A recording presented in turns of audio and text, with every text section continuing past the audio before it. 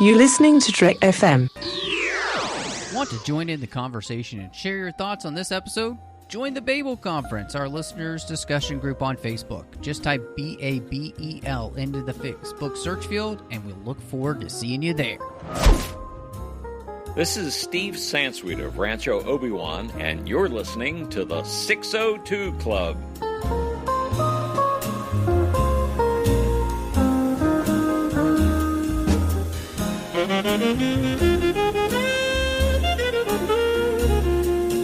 Welcome to TFM's Local Watering Hole. I am just one of the hosts here, Matthew Rushing, and with me, as she is every single week, the brilliantly talented voiceover actress. Yes, that's right. She's moved up in the world, Christy Morris. Oh, thank you very much. You know, I try my best when I come in here and I do all my voices. Well, you know, you did that one voiceover gig, and now I've got to give it to you. So, no, well, thank you. That was really fun though that your friend asked you to do that. Yeah. So you know, I think it's exciting to get to try something new. So if anybody wants to also check out Geek Stuff TNG, my friend Big Kev over there asked me to do some voiceover stuff, so it was fun. Yeah, that's awesome. That's awesome. Well, you know, we love supporting the things that we do outside this show, because obviously we both do a lot outside this show, so it is pretty cool. Yeah. Yeah, I'm excited.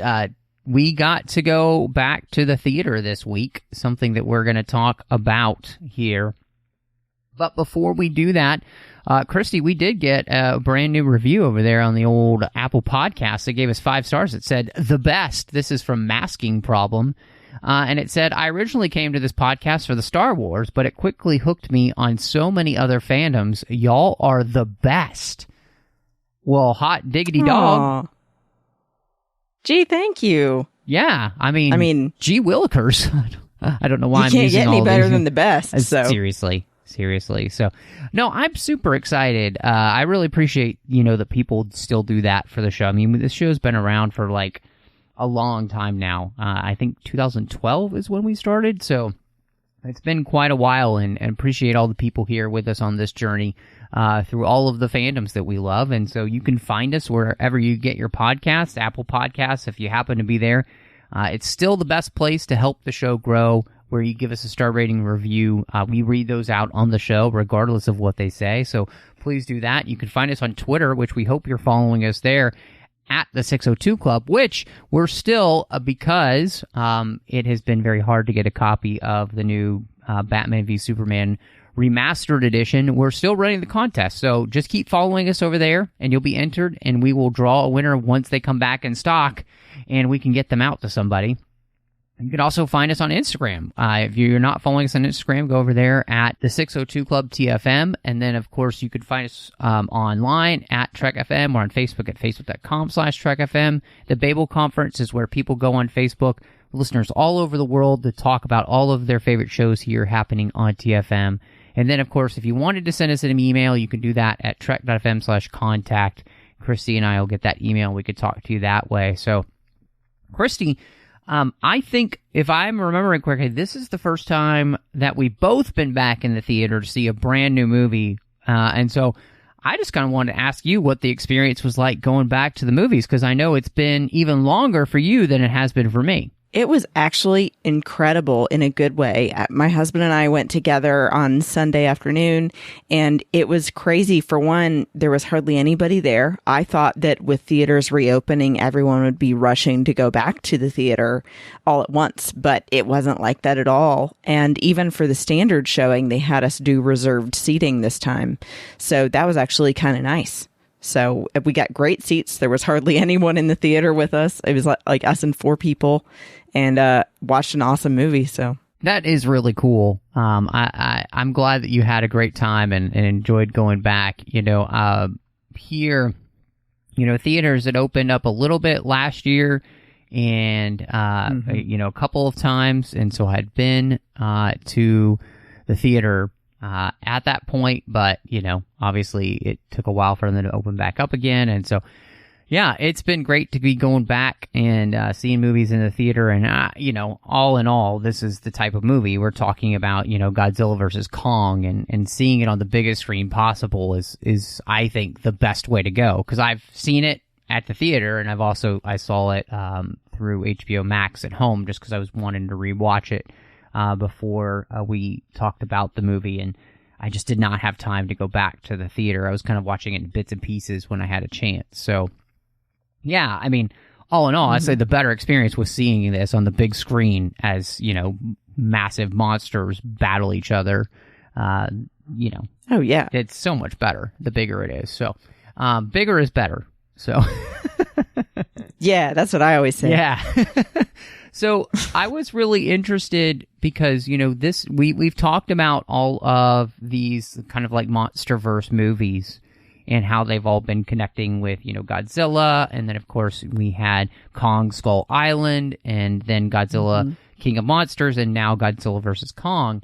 And I thought, following the previous film, this one did a very good job of picking up on a lot of little pieces from all of that to get us to this point where these two Titan heroes now face off against each other. Yes, I'm totally with you on that too. I think that the little nuances that called back to Kong Skull Island for sure stood out to me with the skull crawlers coming back. Even just the straight up mentions of Skull Island and how his habitat is technically there, but just an enclosure on the island. And then too, the callbacks to Godzilla King of Monsters and having the same look for Godzilla, because, if you've seen a lot of the previous Godzilla movies, the look of Godzilla himself was very inconsistent until recently. And then to having the atomic breath coming back, which is such a cool thing, and showing where that even comes from. So, yeah, I think that it was neat that they had these tie-ins to show that it's all one universe. And it's nice to see them in such high quality, because for me, I don't know about you, Matt, but my husband owns almost every monster movie out there of all of the kaiju films. So, Mothra, Godzilla, King Ghidorah with the 3 heads. So I've seen them when the quality wasn't this good. Yeah, I know Michael's a huge fan, and so that is really fun that, you guys got to go, to the theater to see this together. And, I'm with you. I mean, all the things you were mentioning about how this connects, obviously to one of the things that was really interesting. I wish they'd kind of made more of, but Serizawa's son is the one who is kind of remote controlling Mechagodzilla. The fact that they call back, of course, to the very end credit sequence of Godzilla King of Monsters by the fact that they were buying Mechagodzilla's head, one of his heads, and of course leading straight into this. The whole Hollow Earth thing, that we kind of heard a lot about, obviously, in Kong Skull Island, as well as Godzilla King of Monsters is all here as well. So, I think one of the things that's been really interesting to me to see is how these films have really been building this monster universe. And it's funny to me that they've been able to do this with the monster verse, where they haven't been able to do this with the other MonsterVerse that they've tried to get started, as the other franchise with the Hollow Man and those type of films, where they just have never been able to bring those characters together like Frankenstein and the rest. But here people have been responding to these monster movies in this franchise, and I think. It's interesting you mentioned there weren't a ton of people in the theater. When I went to see it, it was in the middle of the afternoon on Saturday, so it wasn't as packed as it could be. But, I mean, the numbers don't lie. This is the biggest movie since COVID hit. This has been the movie that people have really responded to. And, I think the best part about this movie, and they hit just right at the time, it's this is a movie you can bring, any teenager to. You know, even like 10 years old and up could probably handle this movie. It's just such a silly film, really, you know, and it's just big monsters battling each other. And so, so I really think they've hit a sweet spot with that, you know, just where we are. And it's the perfect time to watch big monsters like kill each other or battle each other, you know? So, so you'd say it's a perfect family-friendly movie? Yeah, for the most part. I mean, honestly, it's not something I would take your youngest kids to see because it is really big and loud. And so... Oh, yeah. I think that might be too much. But, you know, I would guess that any kid that's over 10 would probably just get a kick out of this, right? You know, so for the most part, yeah. I mean, I remember going to see, and this doesn't have anything to do, I remember going to see The History of Violence, and there was like a 12-year-old sitting in front of us, and I could not believe some parents were that terrible parents to bring a kid to that R-rated of a film. Like, that's about as R-rated as it gets. So, this is pretty safe for most families. So, I was struck in the movie, and I think, you know, Godzilla King of Monsters really showed this, and this movie I think just picks up and runs with this idea of like human stupidity. And gosh, does this movie just continue to show how dumb our species can be in our arrogance and our pride of thinking that we're always going to be the apex predator. Yeah, I mean I was just the desire to be the one in power and or the top dog, and the amount of people that get killed because of Walter Simmons and his desire for this to happen it's crazy. I mean, how many people probably die in this film? Yeah, I mean, in the millions, I'm guessing, because multiple cities are attacked in places like Hong Kong, where it's already a dense area anyway. So, yeah, I mean, I will say, just because it's a monster movie and we can argue these funny sides to the argument, part of it is not necessarily only his fault, because Godzilla got upset about being upstaged and attacked. So that's just Godzilla's hubris. He needs to calm down. Yeah. Simmer down, monster. Just simmer down. Right. But no, I do agree, definitely. There's always this theme of, it's funny that you brought up Frankenstein earlier, of the guy with the crazy idea that creates this monster that then overpowers him. And, you know, he thinks that he's going to one-up Godzilla, when it's like, Godzilla's been here so far long before the rest of you, and he's going to continue to be. So how could you possibly have an idea that's going to outsmart him? You know, it's such an interesting thing, because it's fascinating to kind of see like this hubris, right, of humanity, to think that that we can take on something so much bigger than ourselves, you know, and in many ways, of course, this is I think we've seen many a times, which is this is the God complex playing out, you know, that humanity has. Yeah. And it's I was thinking about this, especially in my second watch, which was this company has the ability to have a transit system that runs underneath the earth from Pensacola, Florida, all the way to Hong Kong, right? Mm-hmm. And the amount of things that they're creating, like they have that engine for their craft that can go to the hollow earth. It can run a city like they say Las Vegas for a week, right? So we've got all of this incredible technology that is being poured into such like evil, selfish desires, instead of like making humanity better, like making sure that people are fed around the planet. You know, like our goal is to one up Godzilla instead of making sure that everybody's not going hungry. You know, Mm-hmm. like maybe finding better power sources so that there isn't so much pollution. Like all of those things it just brought to mind of how many times we as humans waste the technology we create on the most stupid of things. I mean, I hate to get all like super anti-tech, but it's like, it's the same thing with, we spend billions of dollars on research to upgrade our cell phones that basically just take better pictures instead of finding ways to make technologies that actually will help ease suffering, that will end world hunger. Like, it's just insane to me.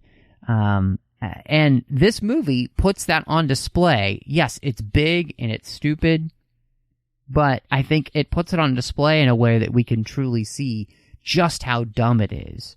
And I really appreciate that about this movie. You wouldn't think of there being, lots of good things, but this desire for control, this desire for power, this desire for all those things, man, put our resources to better use.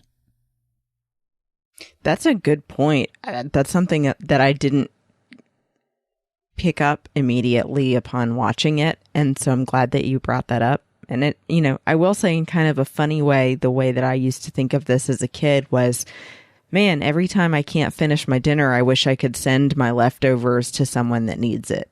Why don't we use our resources to figure out something like that? Not that people deserve leftovers. I'm just saying, let's stop wasting so much, and like you said, find a better way to use technology than just for selfish means.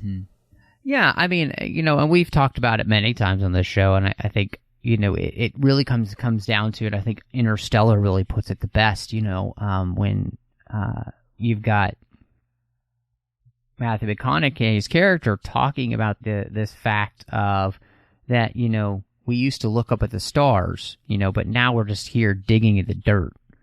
And that our gaze is just, we're navel gazing people. And that creates this desire for technologies and the use of technology that only has this very limited personal focus.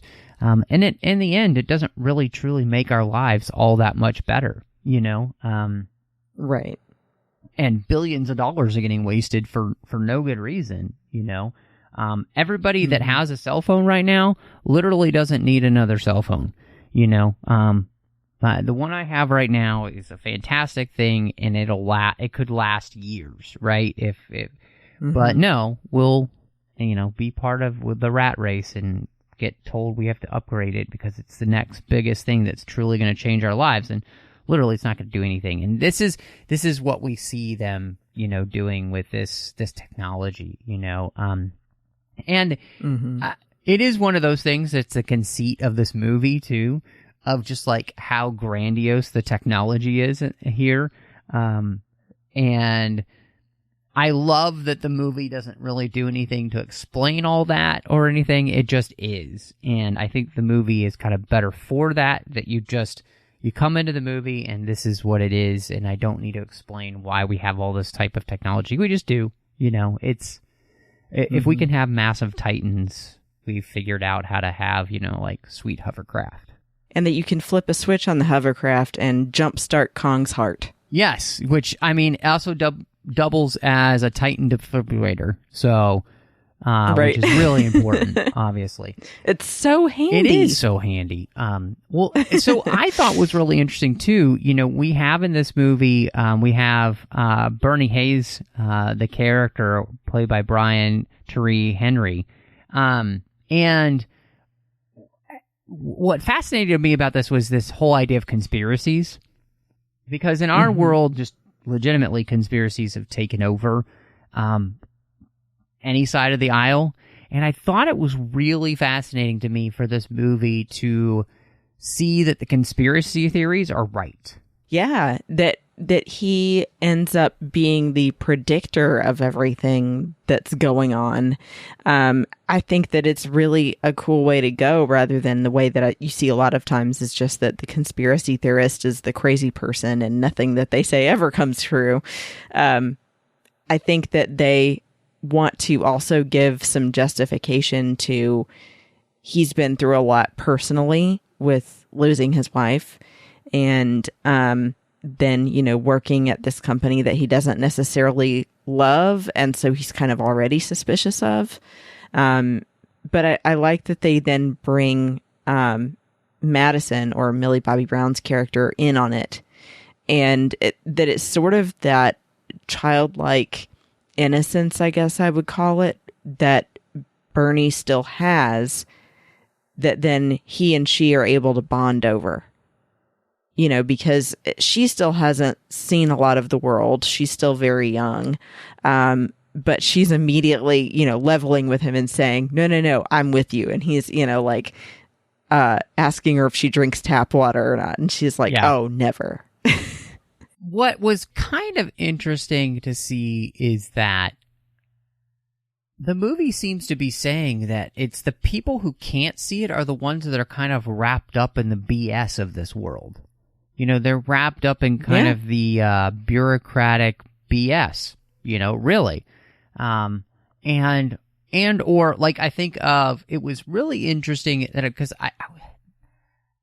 Kyle Chandler's in this movie for like 5 seconds and as her dad. And, you know, he talks about the fact that the reason he doesn't believe that this is something other than Kong changing, is because, you know, beings can change, you know, and I was thinking back, why, how does that relate? And then I was thinking, well, that's interesting callback to the you know, Godzilla King of Monsters, where his wife had kind of gone insane a little bit, you know. I mean, she's the one who kicked all of that mess off in the first place, and then kind of comes to her senses as she realizes what she's doing is insane, you know. And so in many ways, he was putting on Godzilla what he had seen happen with his wife, right? That a being can just change, you know, and not really have a great reason for doing something. Whereas, you know, we do see Godzilla having a very good reason for doing something, because underneath all the corporate BS of this company is what they're really doing, which is trying to usurp, you know, the Titans as the top dog again. Right. Yeah. And so it's cool to actually see them then going and figuring that out. And I like that, you know, it seems kind of silly at the time, but that Millie Bobby Brown's character is very much saying, I'm not saying Godzilla is good or bad. I'm just saying that clearly there was a reason that maybe the conspiracy could be true, because the pattern shows that he wouldn't just come out of hiding and attack for no reason. So I'm glad that they played it like that. Like there's actual data to back it up. I mean, it's strange that I'm going to even say this, but it could go to even a more spiritual level as us as human beings, not necessarily understanding why God does something, you know, but that doesn't mean there isn't a reason for it to be until it becomes clear later on, right? And that's kind of how it is in this movie. Until we have all the facts, it doesn't play out in our brains until that happens, because, you know, we're not God. And in the same way in this movie, right? We're not Titans. And so there's a lot of things going on because of who these creatures are and their way of being able to read threats in a way that we don't, to themselves and to the planet, you know, that we can't understand their logic until, you know, we see all of the evidence for ourselves, right? Until it's all kind of spilled out for us and laid out. That's a really interesting thing to be saying in this movie. Like, I just thought of that, and it's like, that's super deep. And to even go more into that, I just thought of something else. I love that we're like mad scientists now. We're like, oh my God, what if?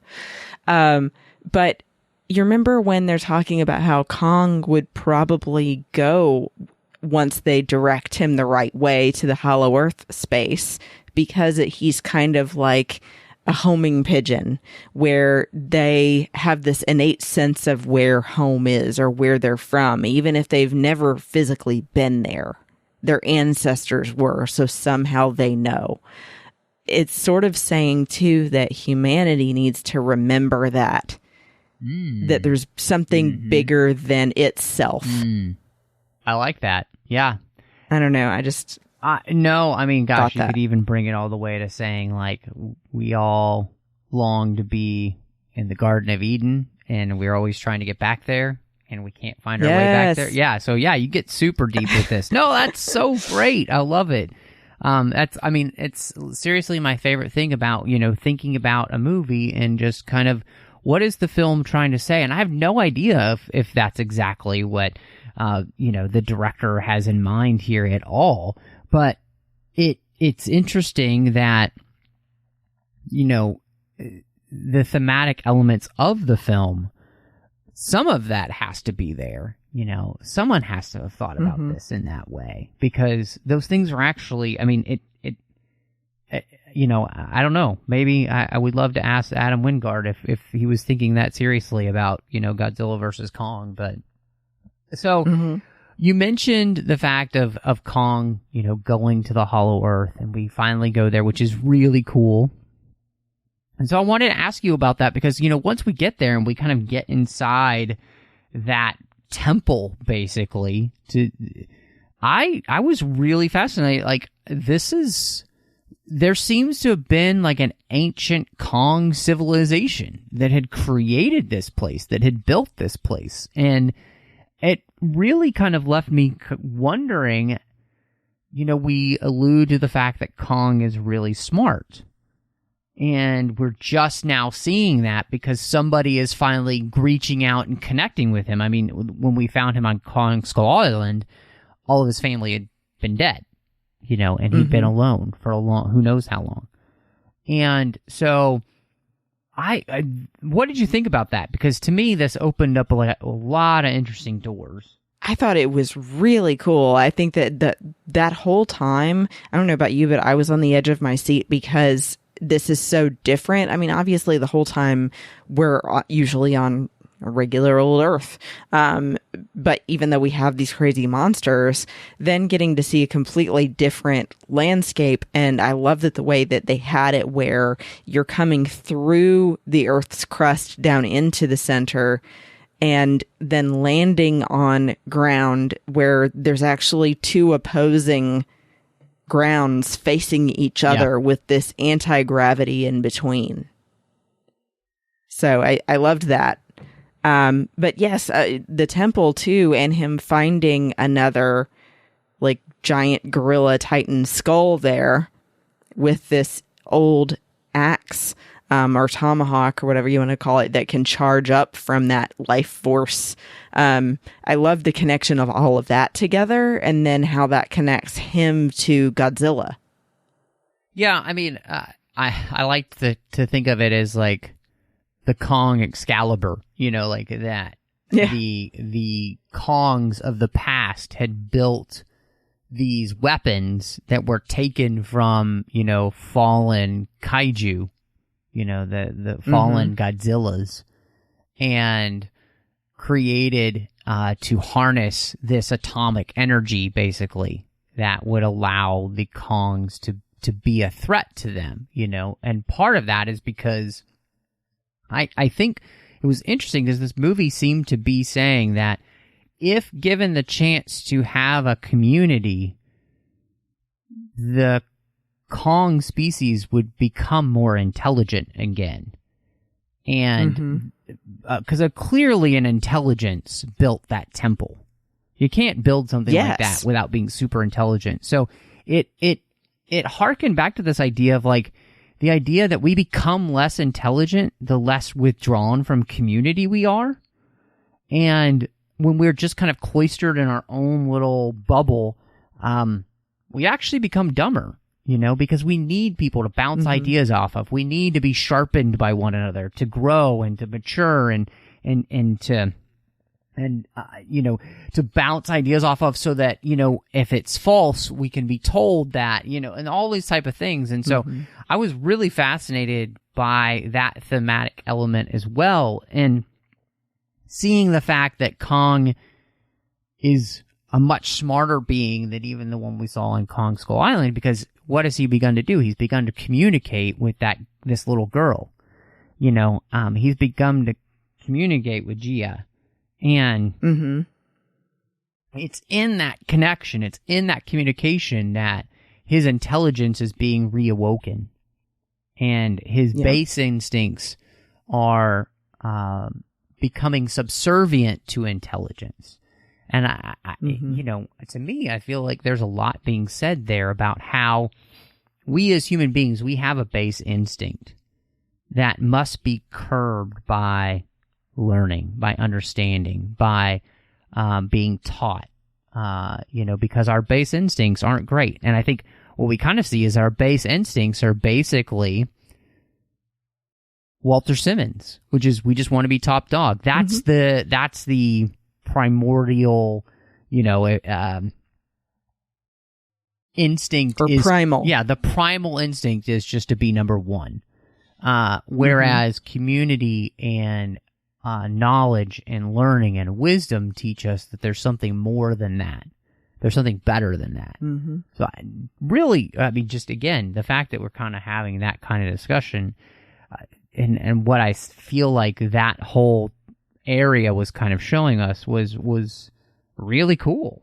Well, and that you're hitting the nail on the head for sure, that sociology is so important, because there's actual data in real life that you can see showing that human connection, when people don't have that and aren't, at least somewhat educated and, socialized with other human beings, you can become much more regressive to those primal instincts, and that you can, come across like a more wild, like an animal rather than human.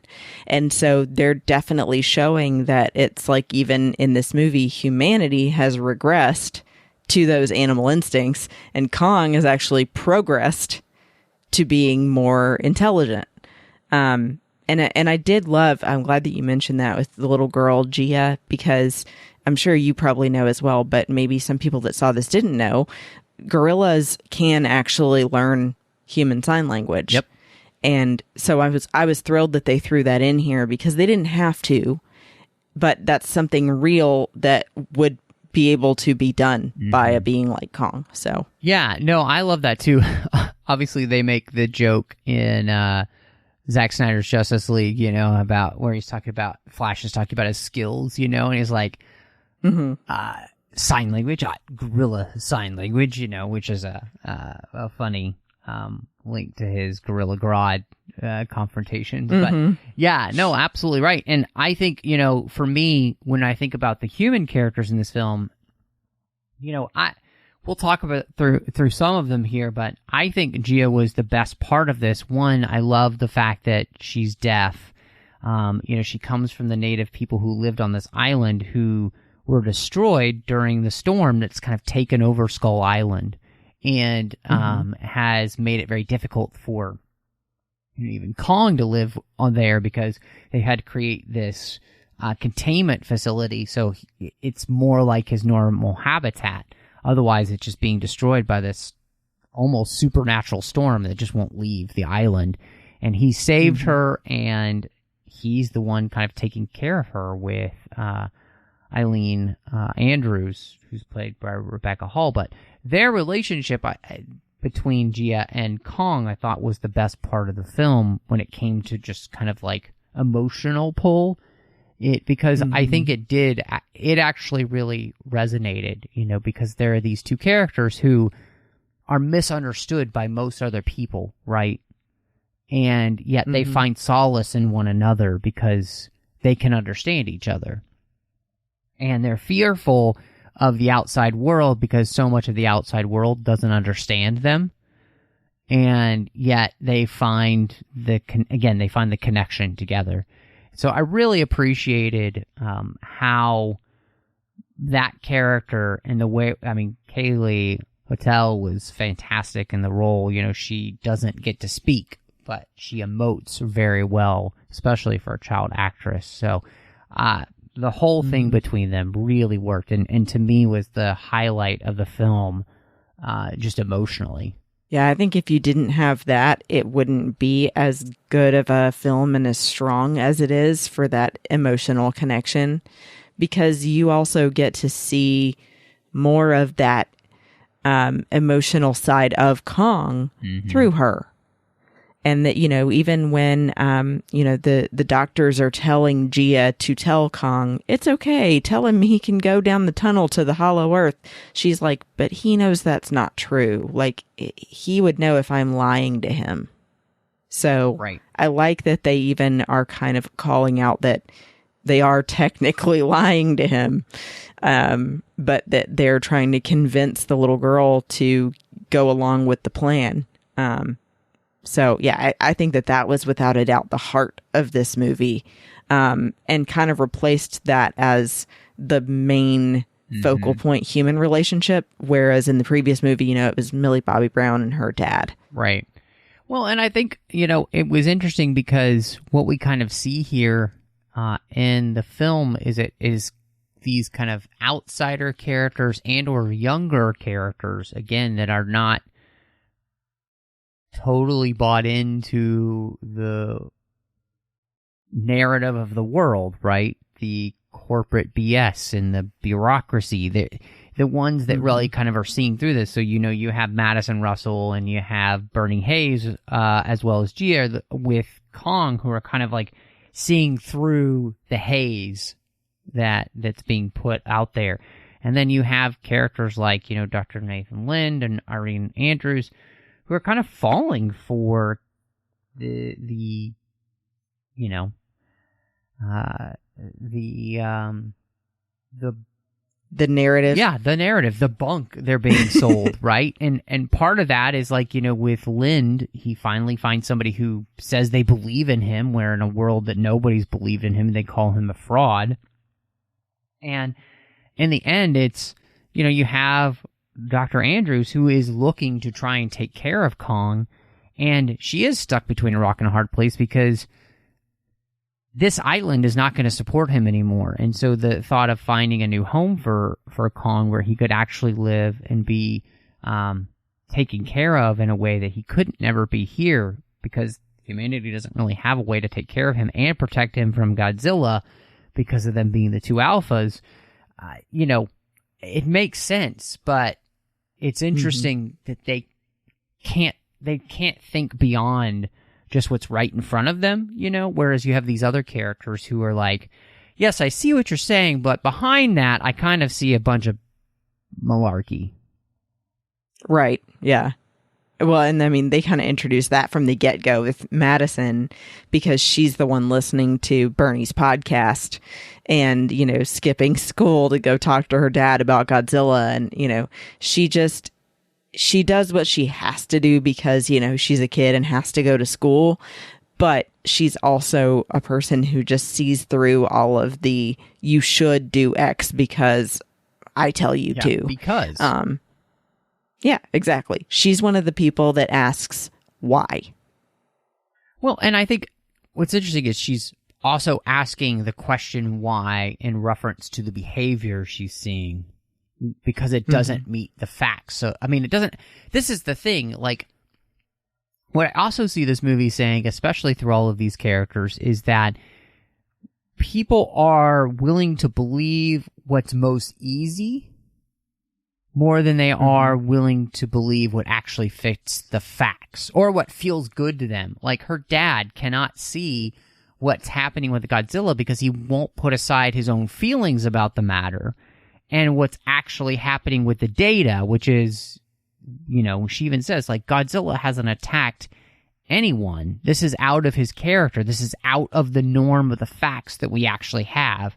So let's put aside emotion and go with actual reason. And I think that the movie seems to actually have a very clear message about that idea of just because you feel a certain way doesn't mean that that makes something true. It has to comport with reality and actual facts. And when we learn all the facts here, we see that Godzilla is doing what's not only best for him, but also really, in the end, what's best for humanity. Because Mechagodzilla isn't going to be good for Godzilla, but it's also not going to be good for the world either in the long run. Right, exactly. Well, and I mean, it just... Yeah, it shows that you can't just rely on what you tell yourself the situation has to be and what feels most comfortable. That doesn't make it true. Yeah. So, yeah, definitely agree. So, obviously, this movie is a lot about these monster battles. And we get a lot of great monster mashing going on. And so, I'm wondering for you, how did it live up to, you know, I mean, we got Kong versus Godzilla. Does it live up to what you kind of hoped you'd see on screen? It was so good. It was so good, especially in the theater for something like that. I think that when you have a larger than life character and you have multiples that are fighting each other, that you have to see it on a big screen, whether it's a drive-in or in a theater or whatever. And also having that surround sound experience really puts you in the middle of it. For me, I think that the best fight was actually the one in Hong Kong. I didn't really love the fight in the water as much. But it makes sense because Godzilla would probably be, you know, able to hold his breath longer under the water or even breathe under the water. I don't know. Whereas Kong wouldn't. But it just, you know, that's harder to follow back and forth and get effects done well, although it was pretty good. But yeah, what about you? I mean, you know, this is the type of movie where what's going on screen starts happening, where two monsters are battling each other like this. And I think, you know, it just puts a big dumb grin on your face, which is great. You know, I think I liked all of the battles that we saw. I mean, I thought the one on the water was obviously ridiculous because there's no way those ships would have been able to withstand that whatsoever. I mean, they just were been ripped to shreds. Right.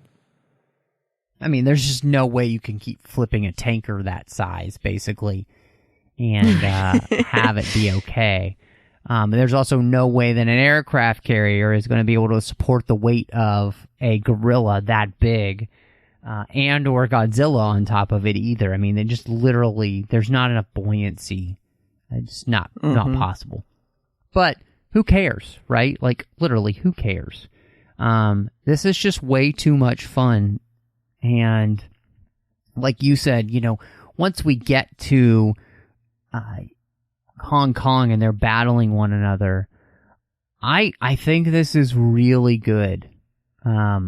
It looks good, it feels good, and I think the director here has a real point of view with how he's created this film, with the look and the feel of it. He really does like his neon, and it shows through here. And there's a real flash and panache, I think, with the way that the action is filmed, just in general, the way the camera moves and everything, the way the camera is following the characters. Especially when I was surprised, you know, when you have monsters this big battling, I felt like for the most part, did a really good job of making the action, like you kind of knew where you were in relation to the city itself for the most part. You know, that's really important, again, to give you the visual headspace that you're in there is all this is happening. So, I mean, I don't know what else you could want from Godzilla versus Kong than to see them really battle it out. And I really loved, you know, the fact that, you know, you got one round, there's a winner, the next round, there's a winner, there's another round, there's a winner. So, you know, Godzilla is the winner in the end. But then it takes both of them to beat Mechagodzilla, and it also kind of creates this begrudging respect between these two, right? Like, they don't really like that they're, you know, but okay, fine. and I like that. And I think it makes, if they ever want to continue these films, it will be interesting to see what they do next, if they have anything in mind, because there's no end credit sequence here. And honestly, I feel like almost that this sets up, this is a nice end. I think this is a good end. You could probably do more, but if they never do, I like it. I really do. When it came to like these characters battling one another, I feel like we got the right thing, Yeah. Well, and I was curious if because I thought it was incredible to see, but the atomic breath for Godzilla, how that worked for you, and him charging up and the sound effect that goes with it every time of that whoop, whoop, whoop, whoop, whoop. I love it. I love that. Yeah, me too. No, I think it's fantastic. So, how did we got Tom Holkenborg, who obviously has worked on the DC films with Hans Zimmer. Of course, he just did Zack Snyder's Justice League. And he's done like Tomb Raider, and here he does the score for this movie. I wanted to know how that worked for you as well. I really enjoyed it, which is interesting for me because I know I've said before on this show that typically I don't get super into the music of a movie. I don't know why. It's always kind of been more of a background thing for me. But with this one, it absolutely added to it so much. And even just, like I said, down to the sound effect choices for different moments. And then pairing that with the direction, I felt like here the score and the direction fit so well together. It was like a whole experience just from the audio. Yeah. No, I agree with you. I think, we tend to think of score and sound as just music. And I definitely think that Hulkenborg's score here was really good, especially he has that great theme for Godzilla every time he comes on, and it feels a little bit like Jaws almost, which is really perfect. But I like the Kong theme that he has too, because there's a real like melancholy beauty to the little soft theme he has for Kong, especially when he's with Gia, which I like a lot. And it also just kind of shows the kind of difference in their characters. Kong has a soft side. Godzilla doesn't, Exactly.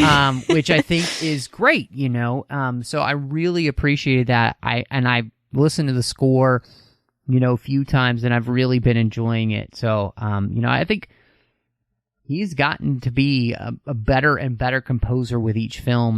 There's a scene, too, in the movie which really sounds similar also to some Blade Runner 2049 work that Zimmer did as well, which I really, really like. I love the score for that movie. So, yeah, I think this is great stuff. And like you said, just adds to the movie in the best possible way, which is great. So, yeah, I mean, all in all, then, I guess we really do come down to what you would end up rating Godzilla versus Kong. So I did want to add one thing that we didn't touch on much, but with the human villains, I just felt that there could have been more backstory and more threat felt from them. I mean, I think, obviously we get Mechagodzilla and you see that Apex, the goals of the company are bad, and the CEO that started all of this is a bad person for wanting to rule over everything. But you never understand how he and his daughter got to that point, and what was fueling that desire. So, and then they killed them off pretty quickly. Yep. So yeah, that's one thing that I wish that would have been done differently. No, I'm really glad that you brought that up. Obviously, this film kind of does suffer from the human element being not as important. And in some ways, when you have a movie Godzilla versus Kong, you're really going to see those two. But I do think the other films, for the most part, especially Godzilla and then Kong Skull Island, had much better versions of like human emotion. You know, Godzilla, King of Monsters, which is not as great. I think that's one of the things we kind of dinged it for, the human characters not being really as important in that film. Here, they're not, and that, I think you're absolutely right. It's funny you say that, because I go back to, again, you know, the difference between, and John and I were talking about this when we were doing our Snyder cuts on Joss Whedon's version of Justice League, and how there's absolutely no motivation for Steppenwolf that we ever know about. So he's literally a character that we could care less about. Whereas with Zack Snyder's Justice League, you have a villain who his motivations may be awful, but at least they make sense to you. You know why this character is doing what it's doing. And so the fact that you never get that here is a little disappointing. So I'm glad you brought that up. I heartily agree with that. I think that's definitely a huge criticism of the film. Okay, so it's not just me. No, you're right on. Okay. So yeah, ultimately then with ratings though, I would still rate it really highly. I would do a 4 out of 5 atomic breaths, because it's still something that I had such a great time seeing. That was my one real criticism with it. And I think that they did great casting choices, and really did the action justice with giving, you know, really great quality, and also, you know, like you were saying, with choosing the shots that you're going to show of the fights really matters in making it feel more real. Yes. And having good music. So yeah, I would see it a million more times, and I'm sure I'm going to, since it's streaming on HBO Max. Yeah. It's kind of a movie, you know, in some ways I want to go back to the theater for, just because, you know, to have that experience again. But no, I'm right there with you for the most part. I think, you know, I can't do quarter stars on Letterboxd, but I think I would give this 3.75 out of 5 battle axes, because I think that this is a ton of fun. I think it's a big improvement, honestly, over the Godzilla King of Monsters. And part of that is that there was just enough emotion, but the spectacle that we got here was way better, I thought, than even what we got there. Even though we had, you know, Godzilla versus Ghidorah. And I think I really enjoyed the thematic elements we talked through. We got super deep on this that I did not expect. So, you know, and as deep as we were going. So, no, I really enjoyed this. And, man, if you can, go to the movies. It's safe, people. You know, it's they're doing a great job of keeping people safe. You know, you're not sitting next to people if you're scared about that. It's a great time. If you want to keep seeing movies in the theater at all, you got to go to the movies. So this is the perfect one to go back on. It's big, it's fun. Sometimes a little dumb, but all in all, that's kind of what you'd expect. And I love that this movie is pretty much what you'd expect. And so, Christy, I am interested then, since it's that time, what you're going to recommend to everybody with your recommendation. Well, I've gotten into even more documentaries this time. Nice. I know I mentioned one last time.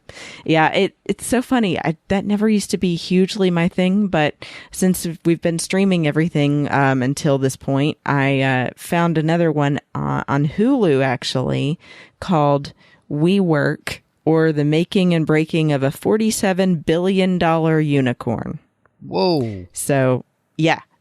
So actually came across this because I recognized the name WeWork, and I don't know if you've ever heard of it, Matt, but it's basically these communal working spaces where people from any walk of life could bring in your laptop and your phone and plug in and work for the day anywhere in the world that had a WeWork station. And it would be, you know, glass walls so that people were, you know, more forced to communicate and to work in the same space together, even if they're all doing different jobs or even are all different entrepreneurs of their own companies. So it's like this great idea, But the documentary focuses on how it started as a great idea and then divulged more into a cult-like atmosphere because the founder was actually raised in a commune and then also had this idealism of how the world should be and started to push those ideas on people, and then mismanagement of money. And, it sort of all came together for the perfect storm of then causing them to go under. Wow. But not before they had reached $47 billion value. Wow. That's fascinating. Yeah. So anyway, I think it's fascinating too, and you should check it out on Hulu. It's called We Work. Awesome. I've got I'm going to give two very different recommendations. One, I finally got to see on the plane on the way home from Orlando, Just Mercy, which was a really fantastic film. Really enjoyed it, about a man who had been wrongly accused of murder and put on death row in the 80s, and then was freed after the very hard work of a just graduated Harvard-educated lawyer. It's a real story, Barry Stevenson, and the acquittal finally of Walter McMillan. So really liked it. It was very, very good. So that is a very serious film, but it was very good. Liked it a lot. The other one is the complete opposite of that, which is Can't Hardly Wait, which is a goofy teen comedy movie back from when I was a kid. And when I say kid, basically this is the year I graduated high school. This is, and it encapsulates that time period. It's got such wonderful people as Jennifer Love Hewitt and Ethan Embry in it, with Seth Green and so many others.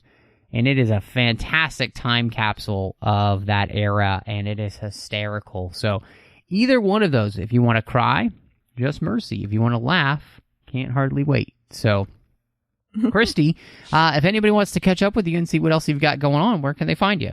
Well, of course, aforementioned at the beginning of this show, if you would like to hear my recent foray into other voice work, I did some bumper ads and a funny little bit on my friend Kev's show, Geek Stuff T&G, formerly known as Big Kev's Geek Stuff. And so you can check that out. I'm on their newest episode, number 629, which is their 15th anniversary. Wow. 15 years. Yeah. And then my usual stuff I do when I'm not here on 602 with Matt, I do a show called Sabers and Spells with my friends Amanda DeFonso and Teresa Delgado. And we are actually about to start covering in 2 parts Falcon and Winter Soldier and talking about speculation. So nice. Hope you'll check us out. Very cool. Of course, you can find me all over the place on social media, Matt Rushing Zeros 2. That's what you want to search for. Of course, here on the network, I'm also doing Snyder Cuts with John Mills as we're talking about all the things Zack Snyder has directed. Of course, we got through his Justice League, but we've got a few more episodes coming out, especially as we're looking forward to now his Army of the Dead that'll be coming out, so that's really exciting. Also, of course, doing Literary Treks as well as The Orb. Literary Treks is about the books and the comics of Star Trek, and The Orb is about Star Trek Deep Space Nine. You can find me on the Nerd Party Network. I'm wrapping up Owl Post with Drea Kaufman. We legitimately only have 3 episodes left now as we finish the Harry Potter series, 1 chapter at a time. That's how we've been doing it. And then, of course, Aggressive Negotiations with John Mills as we talk about Star Wars each and every week. But thank you so much for joining us. And y'all come back now, you hear?